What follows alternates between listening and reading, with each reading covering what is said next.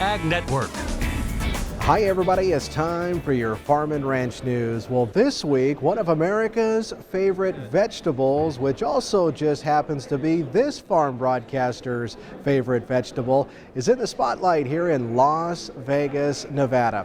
And as you can see behind me, Sin City is playing host this year to the 2020 Potato Expo.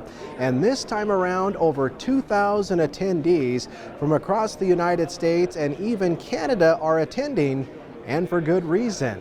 There's always great information, and there's wonderful people, there's networking opportunities.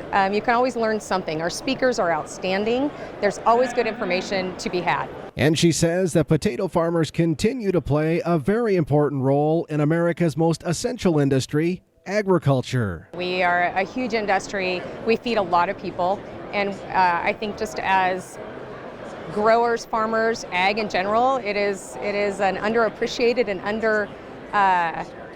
under-known industry, and I would love for people to get to know their local farmers, to ask actually where their food comes from, and to come out and see how we do things. And in case you're wondering, the top 3 U.S. potato producing states include Idaho, Washington, and Wisconsin.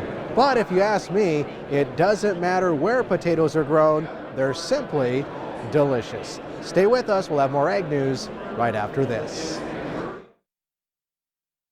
Today, groups that have campaigned hard for strong rules to protect family farmers and ranchers from anti-competitive business practices in meatpacking and processing say that the rule proposed by the Trump administration to make changes to the Packers and Stockyards Act, published in the Federal Register, is at best only a small step.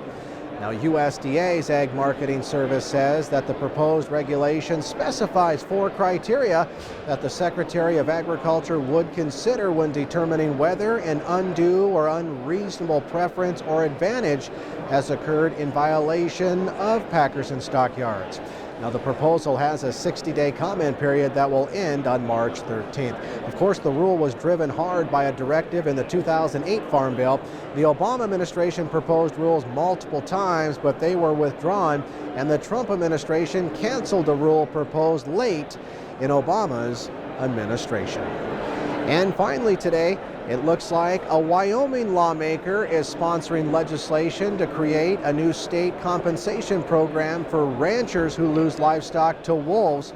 The bill, sponsored by Republican Representative John Winter out of Thermopolis, would create a fund with $90,000 to reimburse ranchers over a 2-year period.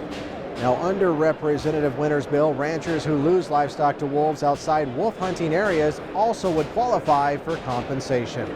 Other reimbursement programs have been discontinued since the U.S. government removed Wyoming's wolves from federal protection in 2018. Keep in mind, the bill still needs a 2/3 vote to be introduced during this winter's legislative session, which of course is dedicated primarily to the budget, and that 4-week session begins on February 10th.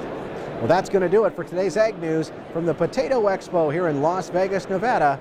Have a great day.